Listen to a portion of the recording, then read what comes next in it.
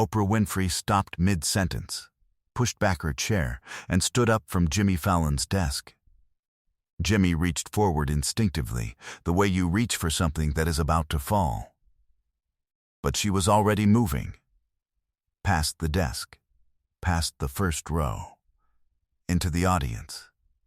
300 people watched Oprah Winfrey walk toward them with both hands pressed to her mouth, and no one said a single word, because every person in that studio understood without being told that something was happening that had nothing to do with television.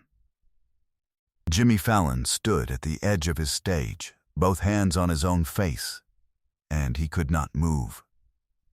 He could not speak. He could not do the job he had done 5 nights a week for 11 years. He could only stand there while tears ran freely down his face, watching Oprah Winfrey disappear into the audience and feeling, he would say later, like he had accidentally witnessed something that was never meant to be filmed. It was a Tuesday night taping. October 2023. The Tonight Show starring Jimmy Fallon. Oprah Winfrey was the guest, as she always is, a force of nature in a chair, warm and enormous in her presence, the kind of person who makes a studio feel smaller and safer just by being in it. The audience had lined up outside for 4 hours. People had flown from other states. She was promoting nothing specific, just here, just talking, and the interview had been exactly what every person in that room had hoped it would be. She was funny. She was candid. She was Oprah. The roots were loose and easy. Jimmy was grinning so hard his face looked like it might not survive the evening. Everything was warm and bright and exactly right. And then Jimmy reached beneath his desk and produced a photograph. Not planned, not theatrical, just a photograph. Small, printed on ordinary paper, the way photographs look when someone has gone looking for something in an archive and found it and printed it out because they needed to hold it in their hands. He slid it across the desk without preamble, saying only, "Someone sent this to the show. They asked us to show it to you tonight." Oprah looked down. Her hands went still on the desk, not slow, not gradual. Still, the way water goes still in the moment before it freezes. Her eyes did not move from the photograph. Jimmy was watching her and his smile faded by degrees, the way a light dims when the voltage drops, because he could see something happening in her face that he had not expected and could not name. A muscle moved in her jaw. Her breathing changed. The audience, without knowing why, went quiet. Then she stood, and she walked, and the entire studio froze. The entire studio froze. The Roots stopped playing. The director's voice in the control room dropped to nothing. A woman in the 3rd row put her hand over her heart without knowing she was doing it. Jimmy Fallon did not move from the edge of the stage. He stood with his arms at his sides and his face wet, and watched the most famous woman in the world move through 300 strangers toward something only she could see. Was she all right? Had something in the photograph upset her? Had someone said something? Done something? Arranged something that had gone wrong? 300 people sat in that beautiful dark room and waited, holding the moment together the way you hold a breath when you are afraid that releasing it will break something. And then, from somewhere deep in the audience, a voice said, "Miss Winfrey." Old, a woman's voice. Quiet and unused, the way a voice sounds when it has not had reason to speak in a very long time. Oprah stopped walking, and the studio held still in a way that 300 people would spend the rest of their lives trying to describe to people who weren't there. To understand what happened next, you need to understand what happened in 1971. Oprah Winfrey wasn't always Oprah Winfrey. The empire, the magazine, the network. The name that has meant something specific and enormous to several generations of American women. Before all of that, There was a girl in Nashville, Tennessee, 13 years old, who was carrying things that no child should carry, and who had decided, with the particular ferocity of children who have no other available option, that words were the way out. She read everything. She had read everything since she was 3 years old, since the language had opened up to her like a door into a different world, a world where the things that happened to you were not the only things that defined you. She read on the bus. She read in the classroom before the teacher arrived. She read in the low light of early morning before anyone else in the house was awake. In Nashville in 1971, a black girl who read that much and spoke that precisely and asked that many questions was not always understood as a gift. Sometimes she was understood as a problem. Miss Evelyn Gaines did not see a problem. Miss Evelyn Gaines was 53 years old that year, a 6th grade English teacher at Wharton Elementary School who had been teaching in Nashville for 26 years and had developed, over those 26 years, the particular skill of the great teacher, which is not the ability to instruct, but the ability to see. She saw the girl in the 3rd row who finished the assigned reading on the first day and then sat with her hands folded and waited with a patience that looked like stillness, but was actually pressure. The pressure of a mind that needed more room than it was being given. She saw the way the girl's face changed when language was used precisely, the way she sat up slightly straighter when a sentence was constructed with care. After school on a Thursday in November, Miss Evelyn Gaines asked the girl to stay behind.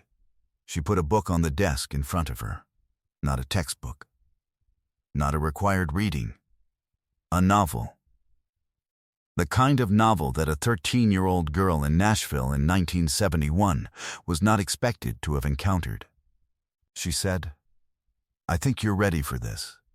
I think you've been ready for a while and nobody handed it to you, and that seemed wrong to me." The girl looked at the book. Then she looked up at the teacher.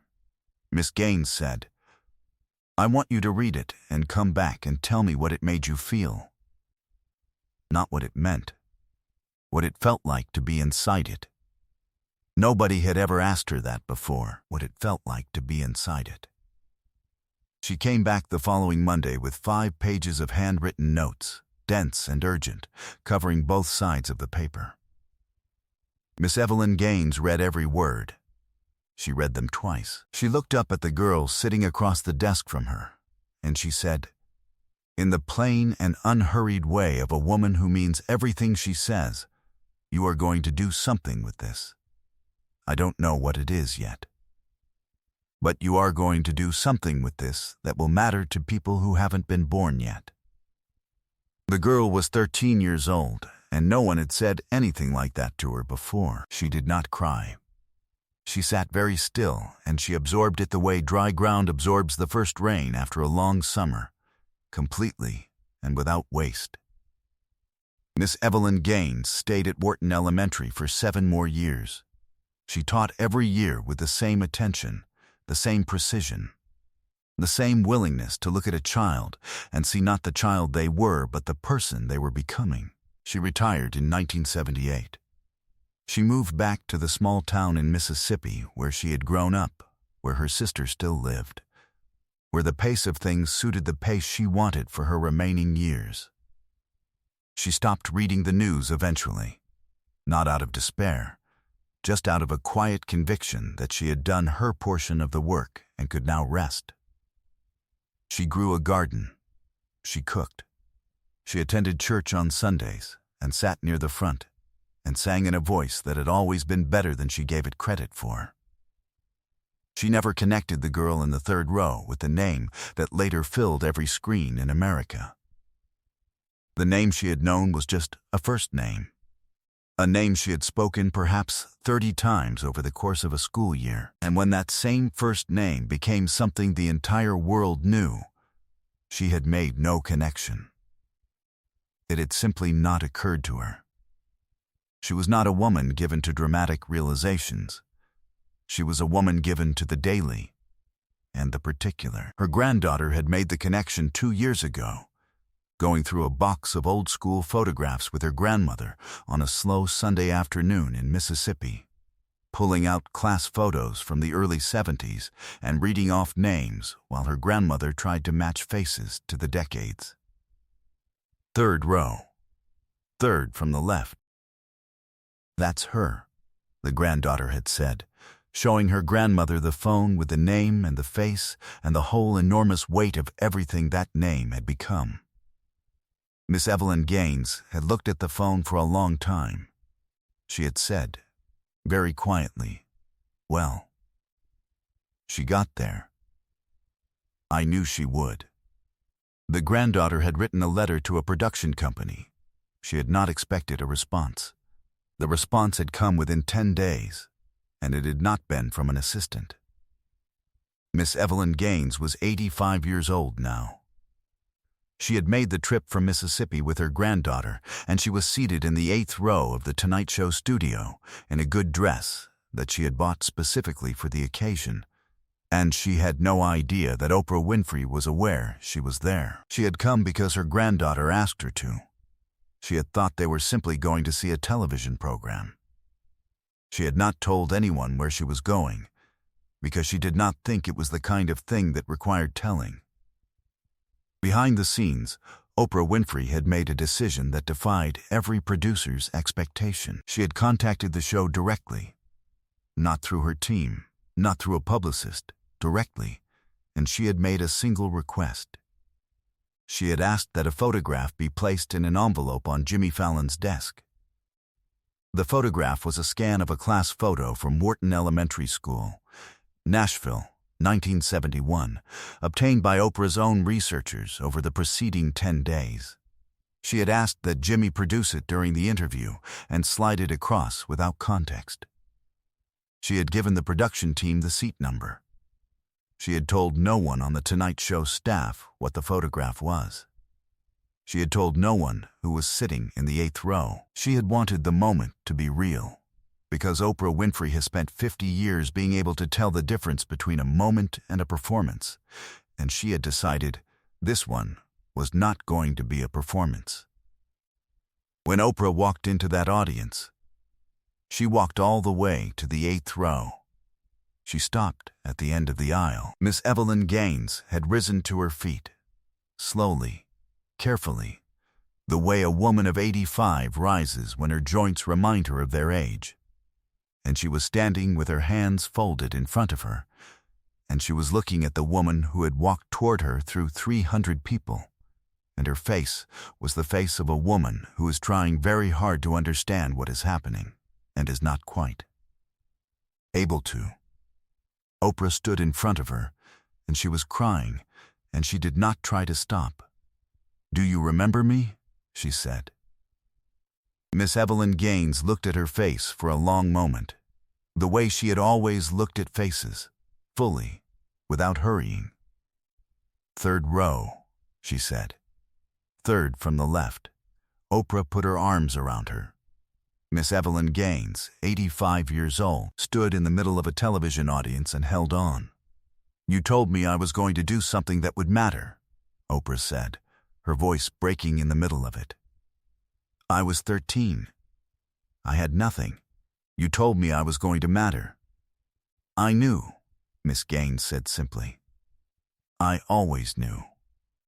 I have been looking for a way to tell you for 40 years. Her voice was barely above a whisper. "I looked for you. My people looked for you.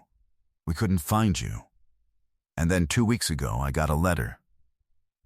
Miss Gaines pulled back slightly and looked at her with clear eyes and said, "Baby, I was in Mississippi the whole time." 300 people laughed and wept simultaneously, which is the sound a room makes when it is overwhelmed in the best possible way and doesn't know where else to put the feeling. But this is the moment no one in the studio and no one watching at home ever saw coming. Oprah reached into the pocket of her jacket and produced a book. Small, paperback, the cover worn and soft with age. the spine cracked from having been opened hundreds of times, the kind of book that has lived a life entirely separate from the life of the story inside it. She held it out with both hands. Miss Evelyn Gaines looked at the book. Her hand came up to her mouth. "That's the book," she said. Her voice had changed. Something had come into it that had not been there before. "That is the book I gave you. I've had it for 52 years. Oprah pressed it into the old woman's hands. "I've moved it to every house I've ever lived in, 22 addresses. This book has been to all of them. I need you to have it back." Miss Gaines held the book against her chest. Her granddaughter, in the seat beside her, had both hands over her face. "You wrote something," Miss Gaines said slowly. "Inside the cover." "I did." "When?" "When I was 14, the year after you gave it to me. I wrote it so I would remember what you said." Miss Evelyn Gaines opened the cover slowly with careful hands. She read what was written inside. She closed the cover again. She held it against her chest beside the first book and stood very still for a moment that belonged entirely to her. A private moment in the middle of 300 people, and no one looked away. Jimmy Fallon had come down from the stage. He was standing in the aisle 2 rows back with his hand over his heart and tears streaming freely, and he was not doing anything except being present, which was exactly the right thing to do and the only thing he was capable of. "You changed my life," Oprah said. "You changed the life of every person I have ever reached. All of it goes back to you. To one Thursday afternoon in Nashville, to you seeing something in a little girl that nobody else was seeing." Miss Evelyn Gaines looked at her with the directness of a woman who has spent her entire life meaning what she says. "I just did what teachers do," she said. I looked. The audience rose, all 300 of them. Without being asked, without any cue, they simply stood. Because there are moments that a seated body cannot contain. Miss Evelyn Gaines passed away 14 months later, in her home in Mississippi, with her family around her. The book Oprah returned to her that night sits in a glass case in her granddaughter's living room, beside a photograph of Miss Gaines in her classroom, taken sometime in the early 70s. Young, standing at a chalkboard, looking directly at the camera, with the expression of a woman who is exactly where she is supposed to be. Jimmy Fallon sent flowers to her home in Mississippi the morning after the taping. He enclosed a handwritten card that said only, "Thank you for seeing her." Oprah Winfrey established a teaching fellowship in Miss Evelyn Gaines's name, awarded annually to an elementary school teacher in the American South, who demonstrates the particular gift of seeing the child behind the student. The first recipient was a 27-year-old woman from Nashville. The book that traveled through 52 years and 22 homes to find its way back to the hands that first placed it is written inside its front cover, in the handwriting of a 14-year-old girl who would one day speak to the world 7 words. She looked at me, and I became. Some people don't change the world from a stage. They change it from a 3rd-row desk in a classroom in Nashville on a Thursday afternoon, when a child who needed to be seen finally was.